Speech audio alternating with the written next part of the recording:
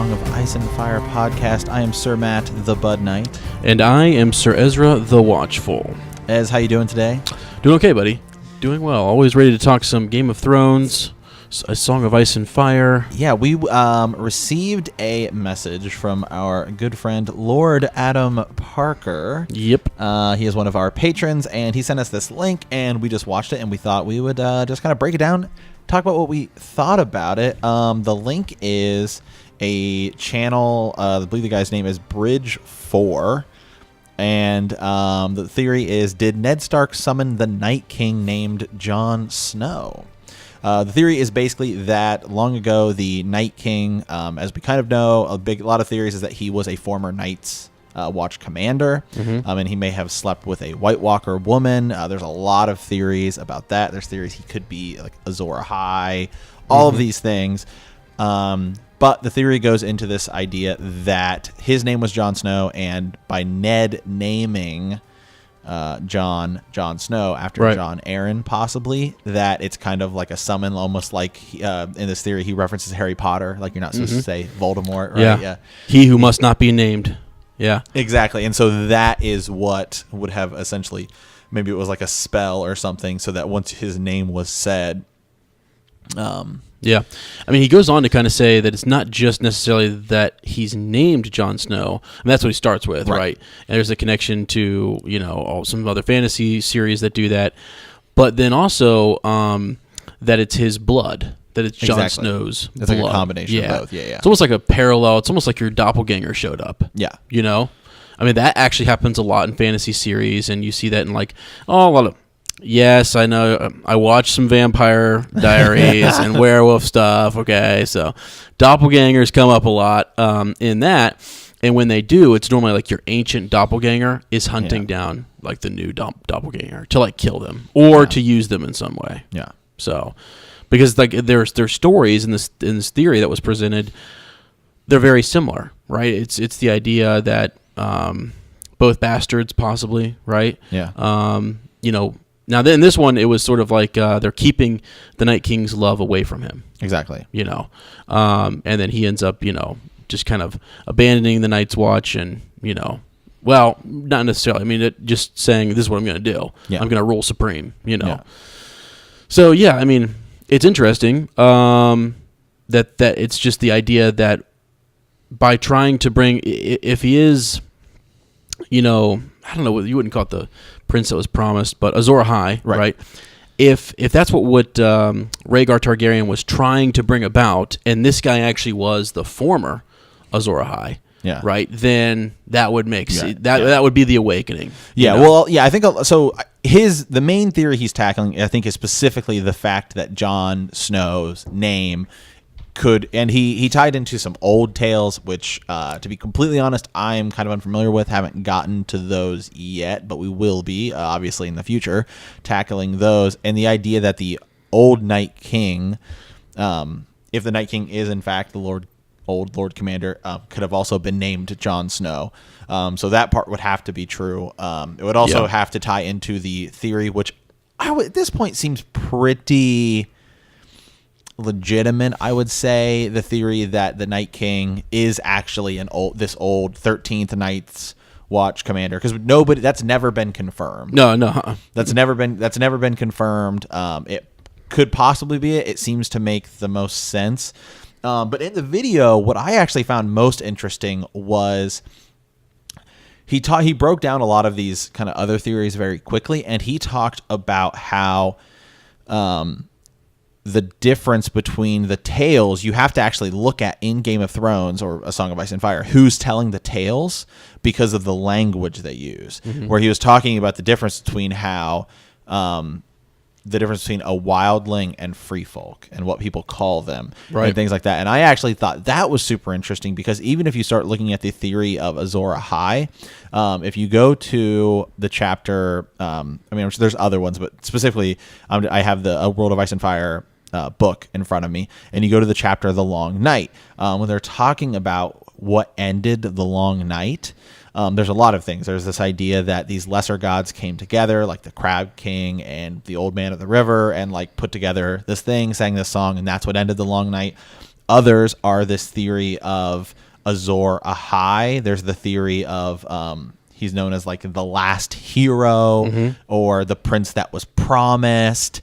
And so even those, there's multiple namings for what may end up being one figure, or it could be multiple different figures and, and things like that. So even in the history of Westeros, there is proof that if Azor Ahai is one person and is all of those things, that there's different namings for him already written into Gur's work. Yeah, and I think you had said it right. The idea is to keep the Night King, who we do get reference to. I think it's in A Storm of Swords.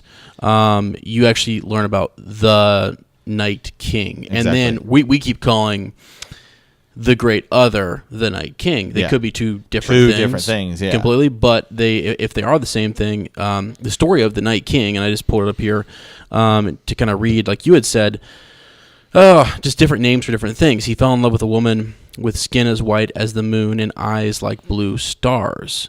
Her skin was cold as ice. Now, does that mean that she was an other? You know what I mean? Doesn't necessarily mean it. Right. But, that's a lot of the speculation is that that's what she is, and then he fell in love with her, There's even a theory we watched yesterday, I believe it was Talking Thrones, like a week ago or so, posted a video about what if the Night King was actually Azor Ahai, and that was the woman he had potentially stabbed to bring forth Lightbringer. Like, how ironic would it be that was that she was his other, and so he remembered her and knew of her, and so... Right, and I was trying to find some more evidence. Just we do this on the fly, we just sit down here and we're just looking through things. But one of our patrons sent this to us, and we just were like, let's respond right now. Yeah, let's roll. So we kind of just went right. Literally, just walked in the door. Literally went into this video blind. Matt said, "Sit down. We're going to do this." But I was looking for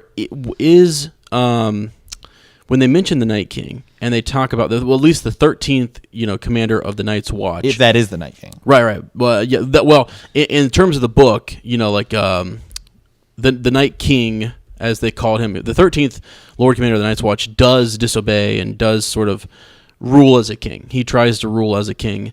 I think he does successfully for a little while. And but I was wondering, is he a bastard?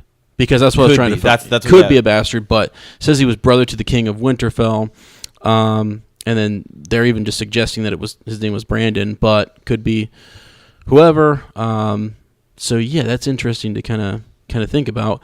And it's just, my thing with this whole theory, I liked when he brought in like the fact that it's not just his name, Jon Snow, but that it's like that's just one of the indicators, or that's maybe a throw to. That's a subtle, because a lot of these characters are named. You've got a lot of Brandons. You've got a lot of different, they all harken back to Bran the Builder.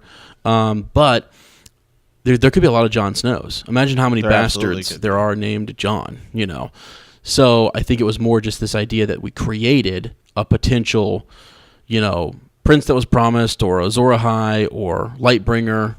We created that in Jon Snow with Lyanna and, Rhaegar.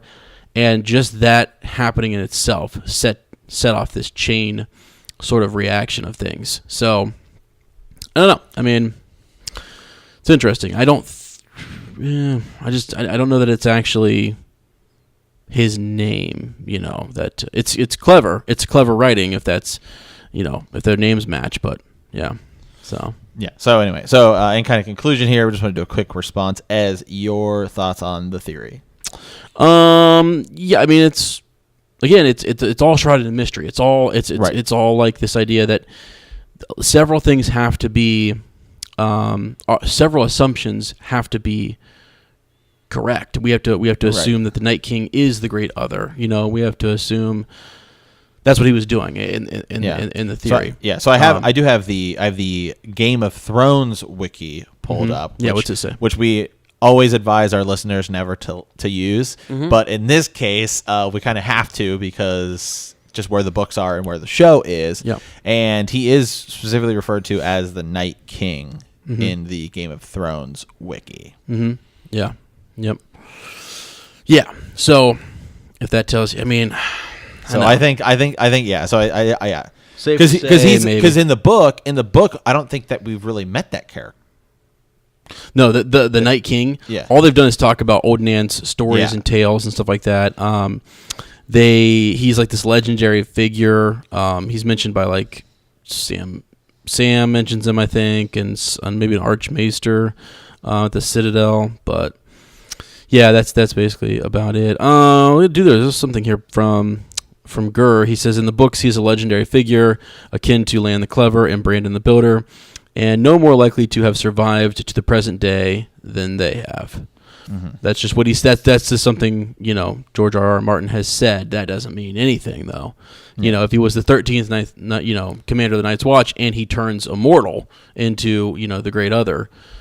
But I almost kind of wonder, the Great Other would have been, in terms of like the book here, it's talking about that when the Night King, the 13th Lord Commander, comes to power or whatever, the wall has been there. Exactly. So that was already erected after the Long Night. Yes. So that to me doesn't make sense. Was there another? Because the Long Night came about because the children, created it. Yeah, and so really what would have to happen here is this Night King, we have to look at like the timeline, I guess, a little bit to see when was it's real vague too. Even the World of Ice and Fire book is vague because it's this idea that it's been, and they stress just how vague it is. They do in those first couple chapters where they're talking about like histories are, you have to take them for a grain of salt, and we only have tales. Right. So because one of the first things you have to establish is who is Azor Ahai? Is it the Night King? And then is the Night King then turned over into loving this other who then becomes the Great Other? You know what I mean? So it's like all those things. It's almost like what this guy's suggesting is that Azor Ahai, became the 13th commander of the Night's Watch, which was a prestigious thing. Like I'm going to watch against the other others coming later. Yeah. And then he marries one of them and becomes one of them and then takes the place of the enemy that he fought. You're taking two theories and smashing them together. So it's great. It's cool. It's cool. That first theory has to be correct for the, is he also named Jon Snow, and does that? Yeah. I think that the you really kind of break it down two theories here because they kind of have to work in unison. It's kind of like how a lot of people have theories. Well, if R plus L equals J is true, then this could happen. Mm-hmm. So I do think that the whole 13th Knight's commander, whether he's a Azor Ahai or not, I think he's just some person. Right. Maybe his wife was a wildling and she got turned into an other and something like that. That'd be kind of cool. Yeah.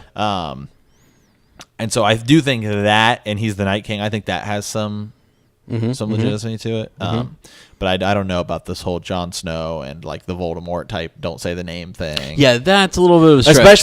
Especially because, as we find out in at least the show, he's not Jon Snow. He's Aegon Targaryen. Right. And even whether his name is Aegon Targaryen in the books, is going to be different. So I don't think that it even makes sense because that's not his actual name. Right, exactly. But I think that's why he put this like little tiny sub point in there. He's like, it's his blood. Yeah. It's the idea that you would mix the Stark blood and the Targaryen blood, and that is created. That is awaken a power, right? That can conquer. That I think that is what awoke the Great Other to say, "Boom, time to come back down." Because it's interesting because they talk about in the timeline of this is all very vague, like just the show and stuff. Because they talk about like not having seen dire wolves south of the wall for hundreds of years, well, not thousands of years, which is how long the wall's been up, right? So, like, and they talk about even others. So, at some point, it could just be Gurr adding fluff to make it seem that way. And centuries could still mean, millennias. But it seems like some points they say things like, well, others have been seen south of the wall for centuries. So, if you look at that, well, that would mean that somehow others got past the wall at some point. And so, what's the point? Yeah, of the wall. Yeah, exactly. I know what you're saying. Yeah, it's all in the semantics, or no, not semantics, but the basically. Yeah. But here's something interesting. You have Rolor, right? Yeah. Okay, who's this god? Okay, Lord of Light. Yeah, and then you have what Melisandre and what he brings up in his theory, this other god. Yeah, not necessarily like the like the human and flesh, like because Azor Ahai was a great warrior, Right. A warrior of light. You know what I mean? And he was a warrior for, I believe, R'hllor. So you separate those two, and you think, is there a great god, in the Land of Always Winter that has the great other who is his champion? Yeah, because exactly. If it is a song of ice and fire, then it would go beyond this idea of of just like people, Jon and Daenerys, ice and fire. Because even if you go back, the first men and the Andals are different. Different. Yep. They're totally different. The Valyrians and the Star, like the first men, they're different. So yeah, absolutely. And I was thinking too, if there's this prophecy of Azor Ahai and that could be Azor Ahai reborn, and maybe it's like a cyclical thing where it happens over and over, right? The dragon reborn. Right, exactly. Yeah. Oh. But could it be that, that the great other is also that champion and hero who is reborn again? Yeah. Because if that's the case, then this would make more sense for the 13th Lord Commander to be someone who took up that mantle. Because I believe, whoever the champion was for the Long Night was destroyed. Yeah. Whoever their champion was, now the Lord of... like the god is obviously still there. There's still power there, but that champion was defeated by Azor Ahai. Yeah. So that's kind of the way I've wrapped it around in my head, I guess. Right. Okay. So yeah, I mean, I think that's a great point. Just with the two gods, and I think that because it is a song of ice and a song of fire. Mm-hmm. Absolutely. Yeah. So. Yeah, it's interesting, and I think. One more thing: in Winds of Winter, I guarantee you, there's going to be more nods to this, right? More just more. All of a sudden, you'll get one of old Nan's tales. That's how they happen. Remember that tale, and it doesn't. That's a great way to do it too, because it's like they remember bits and pieces, not always in chronological order. So you get bits and pieces of Nan's tale tales that come in there and kind of influence what we think and what we know. Because a lot of this is just based on stories that she's told. Yeah, absolutely. And also they have to start setting it up in the books. Because I mean, we saw in the show. I mean, remember we were watching? I think it was season 6, where we're like, man, I feel like the wall it's got to come down soon, and it didn't happen until the end of season 7. Yeah, and so we're like, okay, I know that's why I was listening to History of Westeros, and these guys are great. They're awesome, and they were saying too that they're definitely the believers in that we're gonna have 2 more books. We have to have 2 more books. There's no way Winds of Winter is the last book. So if there's 2 more books, they're almost even pushing for there might be 3, because there's just too much stuff. But because he keeps doing this, he keeps saying, "Well, we're gonna get there."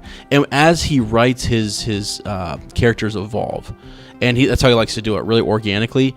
Do not be surprised if after Winds of Winter we're like, "There's no way you can finish this in 1 more book," and we have another one. But it doesn't make sense with the titles. They'd have to figure out a different title, because the title for the last book is going to be A Wish for Spring. Yeah, that's a good way to end it. Yeah. So. Okay, all right. Well, we just want to dive into this theory real quick. We had one of our patrons send Lord it to Adam, us. thank you. Yeah, thank you. And we're just like, let's just watch it and talk about it. So, real quick, off the cuff, didn't really have any prep for this. So, if you liked this, I haven't decided exactly where we're putting this. Yeah, we're not really sure yet. Maybe a patron exclusive. Maybe go up on the thing. Maybe go up on our YouTube. Maybe go up on our Facebook page. We'll decide. Yeah, this is one of those in between blurs the lines type of thing. So Matt and I have also considered doing a rush hour session where we just decide to record our discussions on the way home from work, because those normally evolve around Game of Thrones. Yeah. So no reason not to talk about it. So all right, guys, I think it's pretty much it for us. So if you guys want more, check us out on Podbean, iTunes. We will also be doing a YouTube series coming soon, and as always, remember that winter is coming.